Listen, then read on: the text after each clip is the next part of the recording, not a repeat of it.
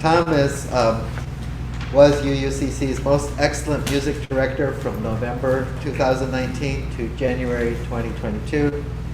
Like everyone, he's always loved beauty in its many forms, and music and poetry are the forms that most move him. He earned a BA in English from Yale University and an MA in English literature from Stanford, all while studying music in his spare time. While working various technical writing positions at Apple Computer and beyond, he's continued to explore music, poetry, and spirituality. Tom sings with various local choirs, including Mirth Tones and the Coastside Pride Chorus, conducting occasionally and playing piano for friends. He enjoys cooking, gardening, walking in the coastside's beautiful outdoors, and sharing good food, drink, music, conversation, poetry, and friendship. He's grateful for the chances he's been given to appreciate and share beauty, the beauty of living in this world.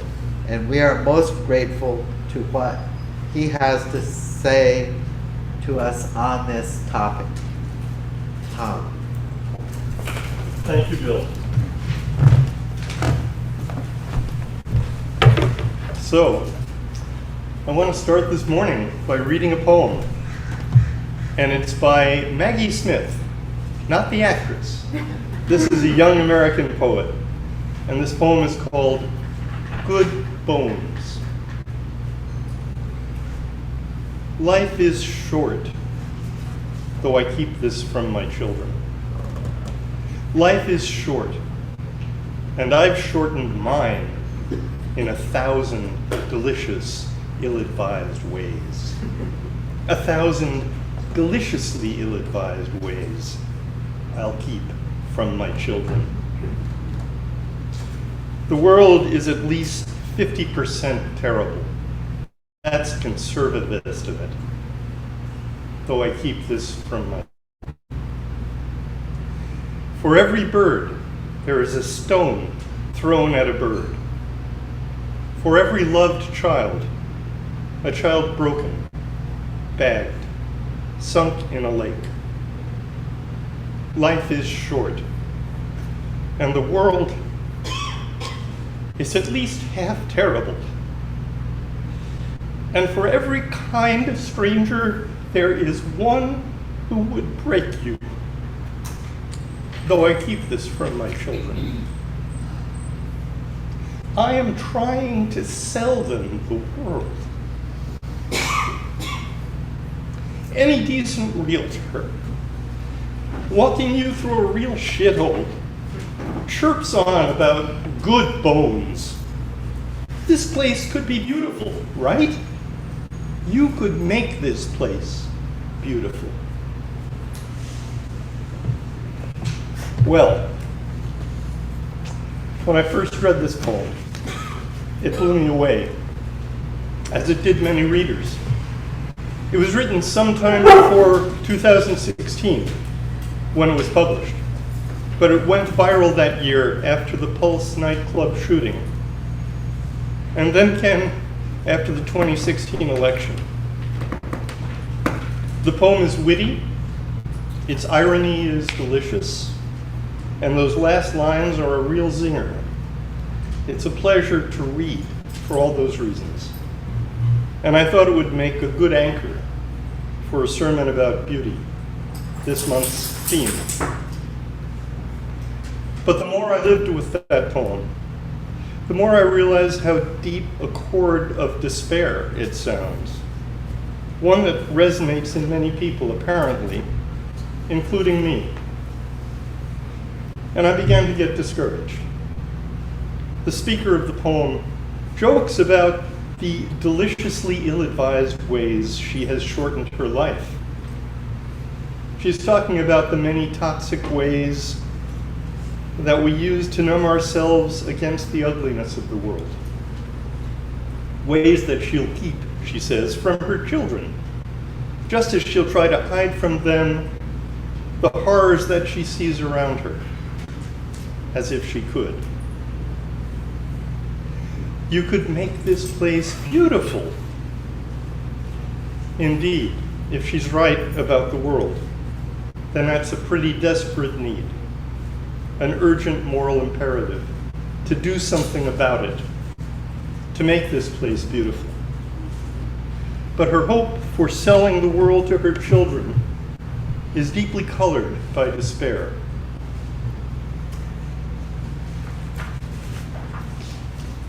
And when I thought about the problems of the world in that way, I fell into a kind of despair myself. I began to despair of saying anything about beauty that would be of any use to you, to us. How could a sermon about beauty, how could beauty itself possibly be of any use in a world where school children are gunned down on a regular basis, where bombs are going off in the middle of Europe, and 1,000 other horrors, great and small, are happening every day? Well, when I got to that point of despair, repeatedly as I struggled with writing this, I would usually do one of two things. I'd either go to the piano and start playing, or I'd open my door and walk outside into my garden. What I call my garden consists of a few pots of herbs, thyme, parsley, oregano, chives, mint, and a few trees in the tiny space that borders my mobile home, plus the birds and insects that come to visit. It's not much, but it's enough. Just being outside in nature, seeing a hummingbird hover a foot from my face, apparently looking at me, as happened once a few months ago, or a robin sitting on the fence under my neighbor's apple trees, or just seeing the green plants themselves growing. Nothing special. Just being there feels like a blessing, one that's always available. Wake now my senses, indeed. It gets me outside myself, outside the anxieties of being human, the anxiety of dwelling in a world that's at least 50% terrible, and the anxiety of fearing that I won't be able to do anything about it. And somehow both of those things, both of those kinds of beauty, the beauty of music and the beauty of nature, helped me to relax and get back to the task. The poet John Keats wrote that a thing of beauty gives us a quiet bower, a place to relax, and a sleep, he says, full of sweet dreams and peace and quiet breathing. That's something like how we feel when we feel loved, isn't it? I think there's a definite connection between beauty and love, and I'll return to that point later. But first, I want to look a little more into despair, specifically my despair. I feel despair when I take on tasks that are too big for me. The world being 50% terrible or more, or writing a sermon about beauty. Well, I'm not a philosopher, but I've read a few philosophers. One of them, the 19th century Danish philosopher Søren Kierkegaard, wrote a whole book about despair. It's called The Sickness Unto Death. He basically tells us that despair consists in being paralyzed by ego, worrying about ourselves. Am I good enough? Am I beautiful? Or even, am I saved? Egotism is a kind of labyrinth, a fun house, hall of distorting mirrors. We get lost there, bouncing back and forth between feeling beautiful and feeling ugly, between pride and shame, the two sides of the coin of ego. When you're lost in that labyrinth, Kierkegaard says, the only way out is to take a leap. He calls it a leap of faith. And that faith is the recognition that you're not in this alone. You're part of something bigger than yourself.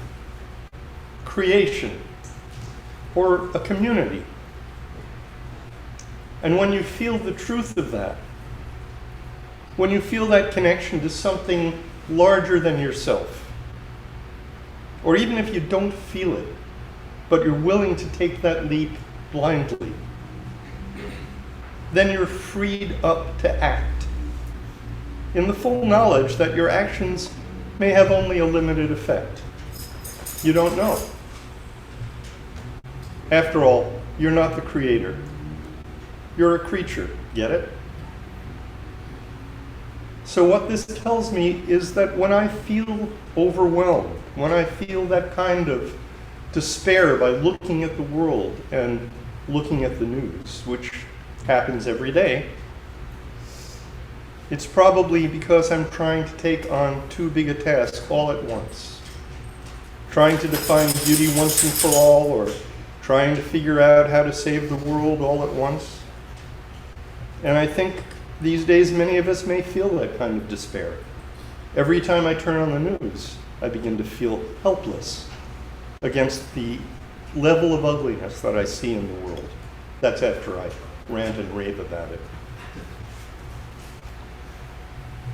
But the way out of despair, as Kierkegaard might say, and even if he didn't, I would, is to look for some small, concrete way to make a difference in your own little part of the world.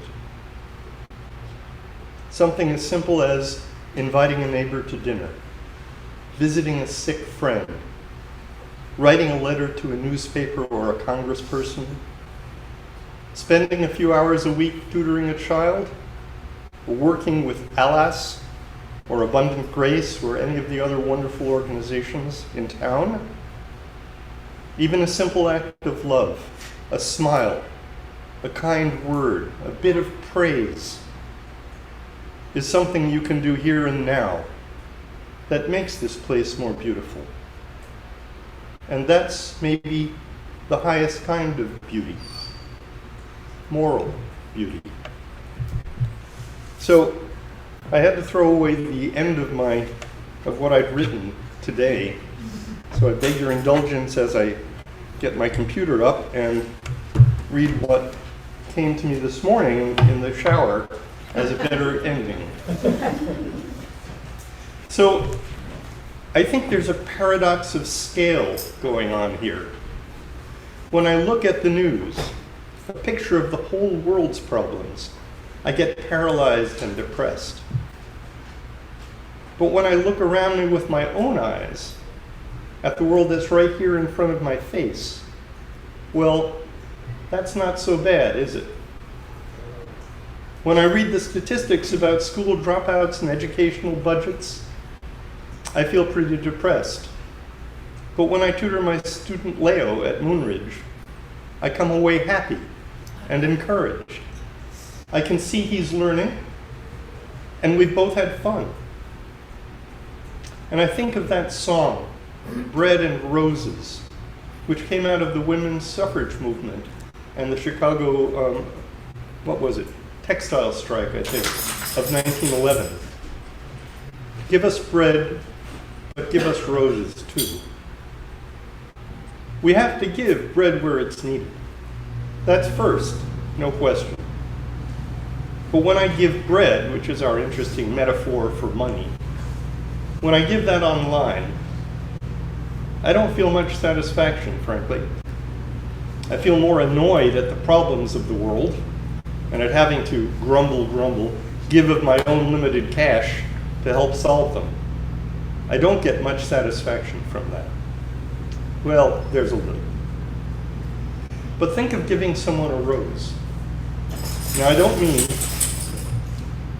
giving a rose to a homeless person instead of the money they need or the bread they need. That'd be some picture, right? Some new agey do-gooder trying to cheer up a homeless guy by giving him a flower he can't eat. But what does it mean to give a rose? We give roses as a sign of love, which is what keeps florists in business, especially on Valentine's Day. When we give somebody a rose or any other thing of beauty, we're expressing love, and we're recognizing that there's a real person inside that body, a heart and a soul, if you'll let me use that term, that our heart wants to connect with. And that's powerful food. As the song says, hearts starve as well as bodies. Give us bread, but give us roses too. Cardinal Newman's motto was cor ad cor loquitur, heart speaks to heart. I think it's in the personal connections we make that we're most likely to create that highest kind of beauty, the moral beauty, the connection, and most likely to help make this place, this world, beautiful. So, in a moment, I'm going to ask you to complete my sermon by adding your experiences of beauty, or despair, or ways out of despair. But first, Bill is going to ring a gong, and we'll sit in silence for just a minute. All right? So, Bill?